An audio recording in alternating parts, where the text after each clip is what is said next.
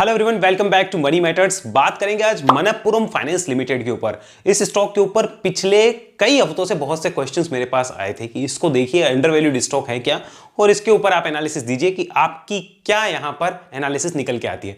तो इस वीडियो में उसकी बात करने वाले याद दिलाना चाहता हूं, इस चैनल पे मैं उन्हीं स्टॉक पे बात करता हूं जिन पे आपके कमेंट हो। तो आपका अगर कमेंट हो, कमेंट बॉक्स में आप बिंदास बता सकते हैं। मेरे ज्यादातर पर्सनल ट्रेड या इन्वेस्टमेंट या मेरे रडार पे जो स्टॉक है वो ज्यादातर second channel the bull run stocks पे होते हैं, आप वहां देख सकते हैं। इस चैनल पे सिर्फ आपके क्वेश्चंस के ऊपर बात है, इस बात को नोट डाउन कर लीजिए। तो करते हैं मनप्पुरम फाइनेंस की बात, लेकिन याद रखिएगा कोई भी रिकमेंडेशन नहीं होगी, सिर्फ और सिर्फ मैं आपके सामने एजुकेशन के लिए चीजें बता रहा हूं। मैं क्या करूंगा वो मैं आपके साथ जरूर डिस्क्लोज करूंगा, और मेरे और आपके विचारों में असहमति होना आम बात है, क्योंकि हर इंसान की अलग विचारधारा होती है। तो हम बात करने वाले मनप्पुरम फाइनेंस पे। सबसे पहले आपको यहाँ पे चार्ट दिख रहा होगा, कंपनी का यहाँ पे चार्ट, अभी मंथली चार्ट खोला है मैंने। ये बता रहा है कि पिछली 3 बड़ी गिरावटें हैं, ये 50% की रही है, ये 61%, 62% की, एंड अनदर एक 64% की फॉल जो है वो हमने यहाँ पे देखी है मनप्पुरम फाइनेंस के चार्ट पे। उसके बाद इसने एक अच्छी खासी यहां से रिकवरी करी है, ये एक अच्छा खासा यहां से रिकवरी बना के ऊपर जाता हुआ स्टॉक नजर आता है। अभी 148 पे खड़ा है, जो कि इसके लिए एक इंपॉर्टेंट, हम कह सकते हैं कि यहां पर पहले इस जोन में प्राइस एक्शन हुआ था, तो इस जोन के आसपास एक खड़ा है। ऊपर की साइड में 160 के आसपास इसे एक रेजिस्टेंस मिल रहा है, जहां से स्टॉक टाइम पास करने नीचे आता हुआ दिख रहा है। लेकिन इस कंपनी के फंडामेंटल्स को लेकर बहुत से क्वेश्चंस आए थे कि एक्चुअली फंडामेंटल बढ़िया है भी या नहीं, क्योंकि याद दिलाना चाहता हूं इस कंपनी के ऊपर कुछ केसेस चल रहे हैं। हालांकि उनके ऊपर मैं बात करूंगा, लेकिन पहले चलते हैं फंडामेंटल्स पे, देखते हैं फंडामेंटल क्या बोलते हैं। तो अब आ गए हम मनप्पुरम की वेबसाइट पे, जहां पे आपको दिख रहा होगा इसके ब्रांड एम्बेसडर बहुत बड़े बड़े लोग हैं, सारे बड़े एक्टर, साउथ के हो या हमारे बॉलीवुड के हो वो भी हैं। साउथ के ज्यादा क्यों है, इसका जवाब आपको थोड़ी देर में मिलेगा, क्योंकि पैसा ज्यादा साउथ से ही आता है। आगे देखिए बिजनेस कैसे करती है, पहले वो समझ लीजिए। यहाँ पे ये बिजनेस लोन देती है, पर्सनल लोन देती है, खाली गोल्ड लोन ही नहीं मिलता है, गोल्ड लोन तो मिलता ही है, ये आपको व्हीकल लोन भी देने के बिजनेस में आ चुके हैं। फॉरेक्स एंड मनी ट्रांसफर का इसका अच्छा काम है, और बाकी जो आपके सामने यहां लिखे हुए हैं वो आप देख सकते हैं। ज्यादा जानकारी आपको इसकी वेबसाइट पे मिल जाएगी। मेन बिजनेस जो है वो इसका यहां पर गोल्ड लोन का है, और आप ये कह सकते हो कि थोड़ा बहुत ये दूसरे टाइप का लोन भी देती है, लेकिन ज्यादातर रेवेन्यू गोल्ड लोन से लाती है। कंपनी के फंडामेंटल्स को अगर यहां देखेंगे कुछ चीजें क्लियर हो जाएगी। 12,000 करोड़ की मार्केट कैप कंपनी रखती है, करंट प्राइस अभी 148 है, और बुक वैल्यू ही 125 है, जो कि अच्छा साइन है, बुक वैल्यू के आसपास ट्रेड होता है। पी इसकी काफी कम नजर आती है देखने पे, लेकिन ये क्यों इतनी कम है उसके कारण के ऊपर हम बाद में बात करेंगे। आरओसी आरओई ठीक ठाक कह सकते हैं, कोई भी खराब नहीं कह सकता, अच्छी कही जाएगी। यहां पर प्रमोटर्स की होल्डिंग काफी कम है, जो हमें नोट डाउन करना होगा। यहां पे अगर बात करें डेट टू इक्विटी रेशियो, तो इसका कोई औचित्य नहीं रहता, क्योंकि ये एनबीएफसी कंपनी है। एनबीएफसी कंपनीज में ये चीजें नहीं देखी जाती, ना तो ये देखा जाता है, ना फ्री कैश फ्लो देखा जाता है, क्योंकि उनका ज्यादा इंपॉर्टेंस नहीं रहता, वो चेंज होते रहते हैं फ्रीक्वेंटली। मेरे हिसाब से नहीं देखा जाता, आपके हिसाब से हो सकता है देखा जाए, कोई बड़ी बात नहीं है।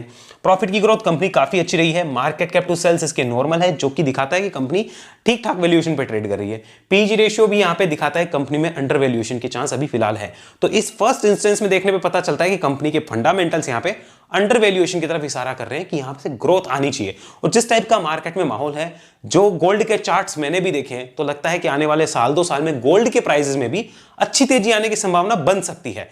तो अगर वो बनती है तो मुथूट और मनप्पुरम क्या तेजी में जाएंगे, इसके ऊपर बात करेंगे। आगे एक चीज का डिस्क्लोजर और भी दूंगा, मुथूट फाइनेंस में मेरा इन्वेस्टमेंट है, चलिए अभी बता देता हूं आपको। मुथूट फाइनेंस में आज से 7 महीने पहले मैंने एक वीडियो बनाया था अप्रैल 2023 में, ये वाला, जिसमें क्लियर डिस्क्लोजर दिया था कि मैं यहां पे माल उठा चुका हूं 1000 के आसपास, और मैं इसको आगे रखना चाहता हूं। उसको मैंने 1340 के आसपास बेचा है, क्योंकि मुझे उस टाइम पे 30% या 32% के आसपास रिटर्न मिल रहा था। आधा मैंने बेचा है, आधा मेरा होल्ड है। मेरा ऑलरेडी मुथूट फाइनेंस में इन्वेस्टमेंट है। मनप्पुरम में है या नहीं वो वीडियो के लास्ट में आपको बता दूंगा। तो यहां पे हमें दिख रहा है इसका यहां पे क्वार्टरली डाटा अगर देखें तो पता चलेगा सितंबर के रिजल्ट्स काफी शानदार आए हैं। 561 करोड़ का कंपनी ने प्रॉफिट दिया है। पिछले कई क्वार्टर में अगर आप देखेंगे, this is the highest ever profit, बहुत जबरदस्त प्रॉफिट दिया है। सेल्स देखिए, सेल्स भी हाईएस्ट एवर रही है, तो बहुत जबरदस्त सेल्स रही है, कोई भी हम खराब इसको किसी भी तरीके से नहीं कह सकते। मार्जिन कंपनी लगातार अच्छे करते जा रही है काफी टाइम से, तो 37% का यहां पे मार्जिन कंपनी ने मेंटेन किया है ओपीएम। लेकिन इसके साथ कुछ केस भी हुए हैं। केस क्या हुए हैं? मई के अंदर एक न्यूज आई थी कि इस कंपनी का कुछ गड़बड़ घोटाला हुआ है, ईडी ने इसकी प्रॉपर्टी भी सीज करी थी, वो मैं आगे आपको बताऊंगा, आगे वो उसकी बात आगे करेंगे। लेकिन अभी आप ये नोट डाउन करिए कि ये सारी चीजें जो है फंडामेंटली काफी अच्छा लग रहा है। यहां पे वैल्यूएशंस काफी अच्छे हैं, मुझे कहीं से खराब नजर नहीं आते। ईयरली पी एंड एल को अगर आप देखेंगे, आपको एक चीज पता चलेगी कि ट्रेलिंग 12 मंथ का प्रॉफिट ये है, और पिछले साल का प्रॉफिट ये रहा है, सेल्स आपको दिख रही होगी। लेकिन एक्चुअल में अगर आप देखेंगे तो ये प्रॉफिट ऑलरेडी मार्केट ने स्वाद जो है इसका टेस्ट चख रखा है, इसका स्वाद चख रखा है 6300 करोड़ की सेल्स पे, ये प्रॉफिट का स्वाद ले रखा है।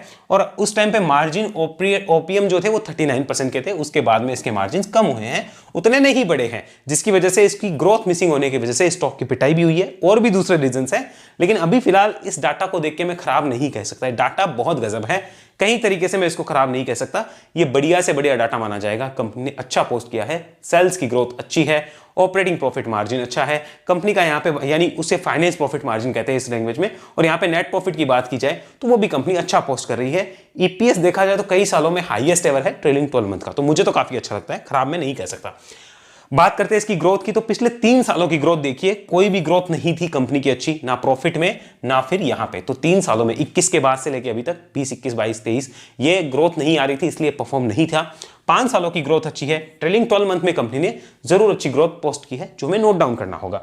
ये चीज भी हमारे माइंड में रहनी चाहिए। Next, return on equity company की काफी अच्छी रही है, बट अगर आप स्टॉक प्राइस सीएजीआर देखेंगे तो 5 साल में अगर एवरेज रिटर्न 12% है तो वो तो फिर इंडेक्स ही दे रहा है, फिर कंपनी में इन्वेस्टमेंट का फायदा क्या हुआ, सोच के देखिए उस चीज को।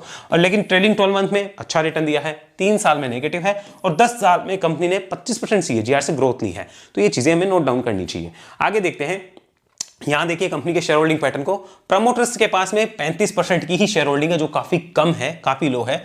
एफआईआईज ने अपनी शेयर होल्डिंग थोड़ी सी कम की है, डीआईआईज ने लास्ट क्वार्टर से थोड़ी सी बढ़ाई है, और पब्लिक ने भी थोड़ी सी अपनी शेयर होल्डिंग जो है वो यहाँ पे बढ़ाई है। तो ये हमारे पास डाटा है जिसमें पता चलता है 75% होल्डिंग बड़े प्लेयर्स के पास है, बट स्टिल प्रमोटर्स के पास कम होल्डिंग होना थोड़ा सा लो कॉन्फिडेंस को दर्शाता है, ये भी हमें माइंड में रखना होगा।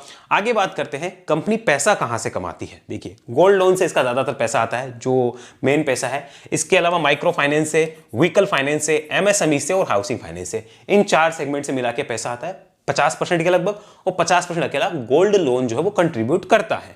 आगे चलिए यहां पर बात करते हैं सेगमेंट वाइज ब्रेकअप। तो गोल्ड लोन एंड अदर्स जो है वो 70% एंड माइक्रो फाइनेंस जो वो 29% का कंट्रीब्यूशन देता है।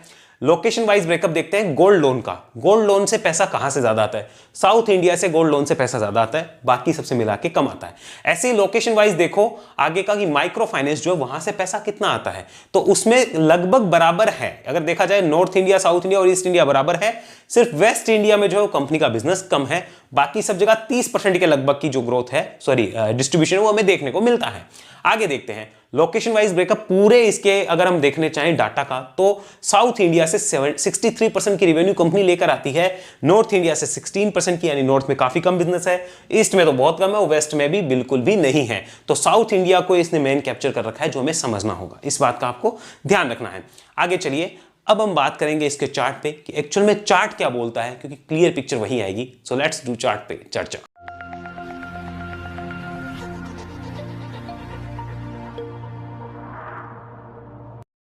तो ये आ गया हमारे सामने मनप्पुरम फाइनेंस का चार्ट। सबसे पहले आपको एक चीज बताना चाहता हूं, कंपनी के ऊपर मई के मंथ में कुछ ईडी की केस वगैरह हुआ था, उसका कारण था मनप्पुरम फाइनेंस और मनप्पुरम एग्रो फर्म नाम से कोई कंपनी है, इन दोनों ने कुछ गड़बड़ घोटाला किया है। तो कॉर्पोरेट गवर्नेंस का इस कंपनी में इशू है। मैं देखो न्यूज व्यूज के अंदर इतना नहीं जाता, लेकिन जहां पता चलता है कि इस कंपनी में इशू है तो वो प्राइस खुद ही बोल देता है। ये प्राइस ऐसे बोल चुका ऑलरेडी, यहाँ पे भी बोल चुका है वो, काफी चीजें पढ़ना आना चाहिए। तो कॉर्पोरेट गवर्नेंस का इस कंपनी में इशू है, जो मुझे पता चला है, और यहां पर मेरे को ये जानकारी मिली है कि कॉर्पोरेट गवर्नेंस के मामले में कंपनी ठीक नहीं है, कुछ ना कुछ गड़बड़ घोटाला यहां चल रहा है। आइए, मनी लॉन्ड्रिंग का केस है, ईडी वीडी ने कुछ किया है, तो वो सारी चीजें माइंड में रहनी चाहिए before making any kind of investment. अब चार्ट के ऊपर प्योर बात करते हैं कि एक्चुअल में चार्ट क्या बोलता है, ताकि चीजें यहां भी हमारी क्लियर हो जाए। तो चार्ट को अगर आप देखेंगे, ये आपको पता चल ही रहा था, जैसे मैंने मंथली चार्ट पे बताया, स्टॉक के लिए 160 रुपए के आसपास एक बड़ा रेजिस्टेंस है, और अब बड़ा सपोर्ट जो है स्टॉक के लिए लगभग 120 रुपए, 123 रुपए का रहेगा। 123 का एक बड़ा सपोर्ट जो है कंपनी के लिए रहेगा। इसी लेवल के नीचे पहले भी स्टॉक ने वीकनेस दिखाई है, इस लेवल के नीचे आता है तो स्टॉक के लिए वीकनेस और फिर से आती हुई दिख सकती है। ये इंपॉर्टेंट लेवल है, हमें ध्यान में रखना होगा। करना क्या है वो अलग बात है, पहले ये देखते हैं कि चार्ट क्या बोलता है। और 160 के ऊपर अगर कंपनी निकलती है तो फिर 180, 200, 220 के गेट खुलते हुए नजर आ सकते हैं। तो गेट खुलने का मतलब ये नहीं है कि 220 ही जाएगा, 180 पे भी कुछ प्राइस एक्शन होगा तो हमें रिव्यू करना होता है कि कुछ बुक करें क्या, वो सारी चीजें हमें आनी चाहिए, तुक्केबाजी नहीं होनी चाहिए। आगे चलते हैं, इस कंपनी के इन डाटास को मैं हटाकर जरा वीकली चार्ट आपके सामने कन्वर्ट करना चाहूंगा, क्योंकि देखो बहुत सी चीजें हैं जो वीकली चार्ट पे में आसानी से पकड़ में आ जाती है। So let's have analysis on weekly chart. इसको आप ध्यान से देखिए, ये वीकली चार्ट है, पूरी पिक्चर को समझने की कोशिश करिए। ये वीकली चार्ट है, इसने 2 बार शार्प फॉल दिखाई है। ये फॉल तो समझ में आती है, कोविड वाली थी, कोई बात नहीं। ये फॉल क्यों थी आपकी, ये वाली फॉल क्यों थी आपकी, जबकि आपके प्रॉफिट अच्छे आ रहे हैं, सब कुछ है, क्यों थी? कारण अगर किसी को पता हो तो मुझे कमेंट में बताना। बाकी मुझे देखो अच्छे से पता है, जब आपके कॉर्पोरेट गवर्नेंस के इश्यूज होते हैं, कुछ और होता है, तो यहाँ पर मार्केट पिटाई करता है और पहले ही पिटाई हो जाती है वहां पे। तो यहाँ पे पिटाई हुई, कंपनी के क्रैश के बराबर स्टॉक गिरा, क्रैश हुआ बुरी तरीके से 60% के लगभग। स्टॉक के लिए जैसे कि मैंने बताया, ये लेवल इंपॉर्टेंट है ₹123 का। इसके नीचे दिक्कत है, समस्या है, परेशानी है, प्रॉब्लम है, चिंता है, भय है, दुख हो जाएगा, ये ध्यान रख लेना है इसके नीचे। तब तक तो कंपनी अभी बुलिश ट्रेंड में है। तो राइट नाउ ट्रेंड क्या है? वीकली ट्रेंड हमने देखा पॉजिटिव है, weekly trend positive, monthly trend भी क्या था? पॉजिटिव, डेली वैसे ही पॉजिटिव होगा ही जब ये दिख रहा है, तो ये ट्रेंड अभी पॉजिटिव है इसका, यहां पर ये हमें पता चल गया। कंपनी के लिए ये जो हमारे पास चार्ट है वो बहुत सी बातें खुद बोल रहा है कि इस लेवल के ऊपर निकलने के बाद मैं तेजी में तो जाऊंगी, ये तो क्लियरली यहां पे दिखा रहा है। तो फिलहाल ट्रेंड जो है वो वीकली पे भी बुलिश है और मंथली पे भी बुलिश है। आइए अब बात करते हैं जरा इस कंपनी के हिस्टोरिकल एनालिसिस की।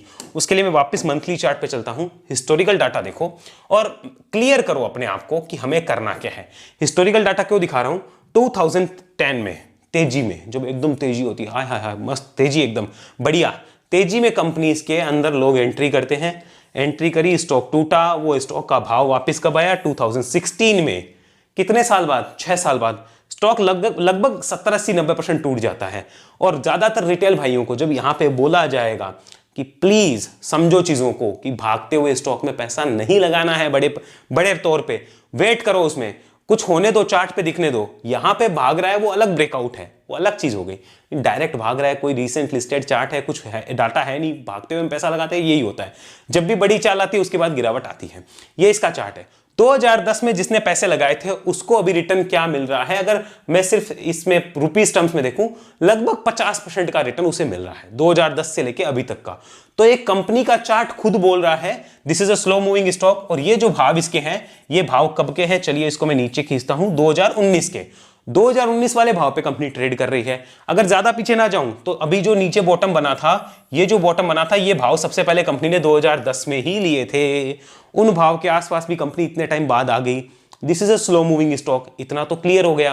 तो अब इसे पैसा किसे लगाना चाहिए वो भी आपको क्लियर हो जाएगा। ये स्लो मूविंग स्टॉक है, इसका हमें पता चल गया। अब एक इंपॉर्टेंट चीज बताना चाहता हूं, क्या करना है वो बताने से पहले देखिए, एक्चुअल में मनप्पुरम फाइनेंस और मुथूट फाइनेंस जो है, ये गोल्ड लोन वाला बिजनेस करती है। गोल्ड के प्राइस जब ऊपर जाते हैं तो इन दोनों के प्राइस भी ऊपर जाने चाहिए, लेकिन पिछले कुछ टाइम से ऐसा नहीं हो रहा है।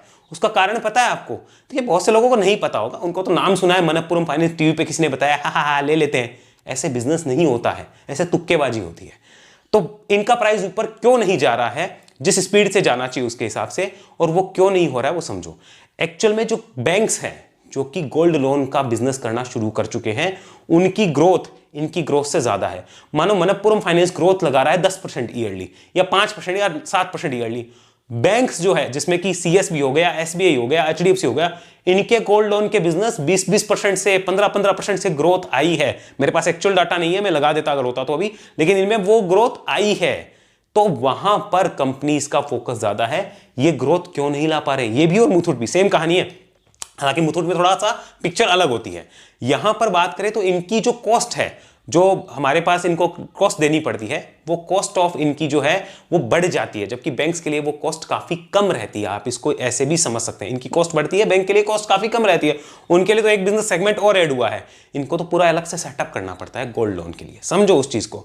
साथ में बात कर ले अगर इनके रेट की, तो ये जो इंटरेस्ट रेट चार्ज करते हैं वो बहुत ज्यादा करते हैं, और बैंक्स बहुत कम इंटरेस्ट रेट पे गोल्ड लोन अवेलेबल कराते हैं। तो दोनों का फर्क है, कस्टमर उधर ज्यादा शिफ्ट हो जाते हैं, इसलिए प्रॉब्लम आती है। मनप्पुरम फाइनेंस क्या बेकार कंपनी है क्या? जी नहीं है, लेकिन कंपनी में कॉर्पोरेट गवर्नेंस के इश्यू है, ये हमें मानना होगा। कंपनी का चार्ट कैसा है? चार्ट बुलिश है, बिल्कुल बुलिश है। तो अभी क्या किया जाए, अब उस पर बात करते हैं। आइए यहां पर बात करते हैं कि अगर कोई ऑलरेडी इन्वेस्टेड हो तो क्या करता।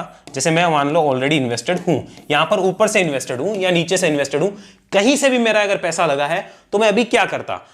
पहली बात तो है, अगर मैं नीचे से इन्वेस्टेड होता तो मैं यहां पे जरूर 50% बुक करता, 50% बुक नीचे से होता। तो अगर मेरा नीचे से इन्वेस्टमेंट है, तो ऊपर से है तो होल्ड एज इट इज रहता, एंड रिमेनिंग को मैं कैसे राइड करता? With ₹123 as my trailing stop loss. अगर मेरे पास होता तो मैं ऐसे राइड करता, ₹123 को ट्रेलिंग स्टॉप लॉस बना के राइड करता। स्टॉक जिस दिन 160 आ जाता मेरा ट्रेलिंग स्टॉप लॉस 140 हो जाता, जिस दिन 180 जाएगा मेरा 160 हो जाएगा, जिस दिन 200 जाएगा मेरा 180 हो जाएगा। हाँ, ये ट्रेलिंग स्टॉप लॉस किसे नहीं रखने चाहिए? जिसका विजन है कि मेरे को तो 15 साल इस कंपनी में बैठना है, मेरे को कोई मतलब नहीं है अपन इस कंपनी में 15 साल बैठेंगे, उसको कोई जरूरत नहीं है, उसको सिंपल बिंदास बैठो, अपनी मर्जी है भाई। मेरे विचारों में और उसके विचारों में असहमति होना आम बात है, कोई बड़ी बात नहीं है। तो ये उनके लिए जो ऑलरेडी इन्वेस्टेड है। मैं होता, नीचे से होता तो ये करता, आधा बुक करके इसको राइड, ऊपर से होता तो भी अभी मैं इसको 123 के साथ ही राइड करने की सोचता। ये मेरी सोच है। आगे चलते हैं। यहां पर कोई बोलता है यहां पे फ्रेश इन्वेस्टमेंट किया जा सकता है क्या? फ्रेश इन्वेस्टमेंट, तो पहले मेरा डिस्क्लोजर, मेरा इस कंपनी में एक भी शेयर नहीं है, मेरे पास इस कंपनी का अभी फिलहाल एक भी शेयर नहीं है, मेरी होल्डिंग में कोई भी शेयर नहीं है। मेरा डिस्क्लोजर, मैं यहां पे फ्रेश इन्वेस्टमेंट करता? मेरा आंसर है नो। रीजन क्या है? मेरे पास ऑलरेडी मुथूट फाइनेंस 50% क्वांटिटी अभी तक पड़ी है, मैं उसको राइड करना चाहूंगा, मैं नया पैसा नहीं लगाना चाहता। सिंपल आंसर है। सेकंड चीज, यहां पे कोई बोले चलो आपके पास तो पड़ी है, मेरे पास तो नहीं है। अगर मान लो आपके पास नहीं होती तो क्या करते? तो मेरे पास अगर मुथूट नहीं होता और मुझे यहां करना होता तो सिंपल बात बताता हूं कि यहां मैं तभी करता जब मेरा रिस्की प्लेयर हूं, विद स्टॉप लॉस काम करता, विद स्टॉप लॉस। क्यों? क्योंकि कंपनी की चाल बहुत स्लो मूविंग है, तो मैं ऐसे स्लो मूविंग स्टॉक में पैसा लगाना वैसे भी प्रीफर नहीं करता। हालांकि ऊपर जाए तो बहुत अच्छी बात है, लगाना ही हो, रिस्क लेना ही हो तो मेरा स्टॉप लॉस रहता 123 का। इसके नीचे मैं जरूर एग्जिट करता, जो कि ट्रेल होगा। अगर 160 चला गया शेयर तो 140 पे स्टॉप लॉस शिफ्ट हो जाएगा, 80 गया तो 60 पे, 200 गया तो 80 पे, 220 गया 200 पे, मैं इसके साथ राइड कर सकता हूं। मैं डायरेक्टली इसमें फालतू में पंचायती अपनी नहीं करूंगा जिससे कि मुझे नुकसान हो, ये ध्यान रखिए। रिस्की प्लेयर हूं, विद स्टॉप लॉस काम कर सकता हूं, तो यहां पे कुछ क्वांटिटी एंटर करके स्टॉप लॉस के साथ काम करता। हालांकि मैं तो अभी नहीं करने वाला, मेरे पास ऑलरेडी एनबीएफसी के स्टॉक्स हैं, क्यों दूसरी जगह जाना। मेरे विचार में और आपके विचार में असहमति हो सकती है, ध्यान रखिएगा, क्योंकि आपने ले रखा होगा, जिन्होंने ले रखा उनको तकलीफ हो जाएगी, यार ऐसा कैसे बोल रहा। सच्चाई तो सच्चाई है ना, मैं अच्छा बोलने नहीं आता हूं, यहां पे मैं सच्चा बोलने आता हूं, तो सच सुनना पड़ेगा मेरे हिसाब से, ये चीज है। आगे बात करते हैं, यहां पे कोई स्विंग ट्रेड है क्या? फिलहाल यहां पे कोई स्विंग ट्रेड की अपॉर्चुनिटी दिखती है क्या? तो आंसर है राइट नाउ तो नो, लेकिन पॉसिबल है above 160, above 160, yes, above 160 plus पे सस्टेन करता है तो बिल्कुल स्विंग की अपॉर्चुनिटी है। उसके बाद में आप इसको यानी कि ₹140 को मैं अपना क्या कर सकता हूं? स्टॉप लॉस कर सकता हूं। हो सकता है मैं स्विंग ट्रेड करूं इसके अंदर 160 के ऊपर, ये क्लियर डिस्क्लोजर दे दूं। इन्वेस्टमेंट का तो मूड नहीं है मेरा, स्विंग ट्रेड में कर सकता हूं, क्योंकि इन्वेस्टमेंट में तो पैसा ब्लॉक हो जाएगा ना मेरा, स्विंग ट्रेड में ब्लॉक नहीं होगा, क्विक रिटर्न्स आएंगे। तो मैं इन्वेस्टमेंट की जगह स्विंग ट्रेड कर सकता हूं इसमें 160 के ऊपर, with 140 as my important stop loss and ₹180 पहला, 200 rupees second and 220 rupees third target के लिए पॉसिबिलिटीज हो सकती है। तो इसको मैं माइंड में लेके चल रहा हूं, लेकिन फिलहाल यहां पर अभी कोई स्विंग ट्रेड नहीं है, इस बात का मुझे ध्यान रखना है। तो ये सारी चीज थी जो मनप्पुरम फाइनेंस पे निकल के आई और मैंने नोट डाउन आपको करवा दी है। कंपनी स्लो मूविंग है, फंडामेंटल्स बहुत अच्छे हैं, कोई खराब नहीं है, लेकिन कंपनी स्लो मूविंग है, कॉर्पोरेट गवर्नेंस के इशू है, कंपनी के प्रमोटर्स के ऊपर ईडी की वो कहते हैं ना नजर है, पैनी नजर है। कंपनी के कई बिजनेसेस ऐसे हैं, जैसे कंपनी ने मनप्पुरम फाइनेंस और मनप्पुरम एग्रो फर्म के नाम से इनकी कंपनी है। मनप्पुरम एग्रो फर्म में कंपनी जो वो डिपॉजिट ले रही है, और ले कहां से रही है? मनप्पुरम फाइनेंस की ब्रांच पे। फिर आके टीवी पे आके एक्सक्यूज क्या देते हैं? अरे वो तो ना मनप्पुरम एग्रो फर्म का प्रॉब्लम है, हमारा प्रॉब्लम नहीं है। भाई कंपनी तो तुम्हारी एक ही है, दोनों है तो तुम्हारे मालिक की कंपनियां, तो तुम इसका जो डिपॉजिट लेना है वो इस कंपनी की ब्रांच में कैसे ले सकते हो? आरबीआई ने हाथों हाथ नोटिस पकड़ा दिया, फिर इनको कहा कि भाई रिफंड करो, तो रिफंड किया तो बिना केवाईसी के 53 करोड़ रुपीस कहते हैं हमने तो रिफंड कर दिए, ये कर दिया। ऐसे पल्ला झाड़ने से नहीं होता है, जिन कंपनी में इश्यू होता है मैं उनसे बचता हूं। हो सकता है कंपनी 10 गुना हो जाए। आपके पास डाटा है, आप लोग बहुत होशियार है, आपके पास डाटा, आप करिए अपनी एनालिसिस। किसी को लगता है ना कि नहीं यहां से 10 गुना हो सकती है, 20 गुना हो सकती है, तो वो करिए अपनी एनालिसिस, कोई प्रॉब्लम नहीं है। हाँ, यहां से 160 के ऊपर आता है, 200 के गेट खुलेंगे, 200 220 के गेट खुलेंगे, बिल्कुल 250 के भी खुल सकते हैं, no problem in that case. But मैं उन कंपनीज में प्रीफर नहीं करता जहां पे कॉर्पोरेट गवर्नेंस के इश्यूज हो जाते हैं, जहां पर कंपनी की ग्रोथ में मुझे थोड़ा सा दिक्कत लगती है। फंडामेंटली भले ही कितना स्ट्रॉन्ग क्यों ना हो, कॉर्पोरेट गवर्नेंस का इशू है तो वहां पे प्रॉब्लम आती है, वहां पे प्रॉब्लम बहुत ज्यादा होती है क्रिएट। प्लस अगर सरकार के साथ उसकी बनी हुई नहीं है, जो पावर में है, पावर के साथ उसकी बननी चाहिए, अगर उसकी नहीं बन रही है, ईडी के साथ इसकी नहीं बन रही है, तो प्रॉब्लम क्रिएट होती है। कंपनी का मैनेजमेंट जब आके एक्सक्यूजेस देने लगता है कि नहीं जी वो तो एग्रो फर्म की प्रॉब्लम है, हमारे तो मनप्पुरम फाइनेंस है, ऐसे नहीं चलता है। आपकी ही दोनों कंपनियां, आपको खुल के बोलना चाहिए कि हाँ हमने गलती करी, यहां पे हमने इसकी जो है डिपॉजिट ले ली थी इस कंपनी में जबकि इसकी थी, और इसको लाइसेंस नहीं मिला हुआ आरबीआई से, तो आप कैसे ले सकते हो? This is wrong thing. तो मैं ऐसी कंपनियों से बचता हूं। आपके और मेरे विचारों में असहमति हो सकती है। कईयों को लगेगा कि यार ऐसे कैसे, हमारे लिए मत बोलो यार, ऐसे हमारी कंपनी है, हमने इसमें पैसा लगा रखा है। वो देखो, आप लगा रखे हो, मुझे कोई प्रॉब्लम नहीं है, मेरा नहीं लगा ना, मैं लगाने के मूड में हूं, और मैं किसी टाइप से आपको नहीं बोलता कि आप बेच दो। मैंने लेवल्स क्लियर करे हैं, कंपनी की जो सारी संभावनाएं है वो क्लियर करी है, डिसाइड आपको करना है। आई होप आपको क्लियर हुआ होगा। टेक्निकल एनालिसिस अगर सीखना चाहते हैं, वेब एनालिसिस में आ सकते हैं, डिस्क्रिप्शन में डिटेल्स है, इस नंबर पे कॉल कर सकते हैं, पूछ सकते हैं, जानकारी ले सकते हैं, व्हाट्सअप कर सकते हैं। और किसी भी टाइप से अगर आप जुड़ना चाहते हैं तो डिस्क्रिप्शन में आपको डिटेल मिल जाती है। वेब एनालिसिस मेरा 1-to-1 ट्रेनिंग प्रोग्राम है, जहां एक टाइम पे एक इंसान मेरे साथ सीखता है और फिर हमारे लाइफ टाइम ग्रुप में, वो ट्रेनिंग्स ग्रुप में लाइफ टाइम के लिए वो कनेक्ट हो सकता है। साथ में अगर व्हाट्सएप ग्रुप के डायमंड मेंबर्स के ग्रुप में आप जुड़ना चाहते हैं, चैनल की डायमंड मेंबरशिप ले सकते हैं। ज्वाइन बटन पे क्लिक करिए, डायमंड मेंबरशिप चूज करिए और हमें व्हाट्सएप पे हाई लिख के भेज दीजिए, आपको डायमंड मेंबरशिप में ज्वाइन कर दिया जाएगा। हाई न्यू मेंबर, और अपना नाम आपको लिखना होता है डायमंड मेंबरशिप ज्वाइन करने के बाद, बिना ऐसे ही नहीं करना होता है। तो इस बात का ध्यान रख सकते हैं, व्हाट्सएप ग्रुप में एंट्री भी ले सकते हैं। और परमानेंट एंट्री के लिए ज़ेरोधा एंजल ऐप स्टॉक्स में अकाउंट खुलाकर भी डायमंड मेंबर्स की परमानेंट एंट्री आपको मिल सकती है। अगले वीडियो में मिलते हैं, तब तक के लिए धन्यवाद। वेब एनालिसिस की किसी भी जानकारी के लिए इस नंबर पर कॉल करना ना भूलें। जय हिंद, जय भारत।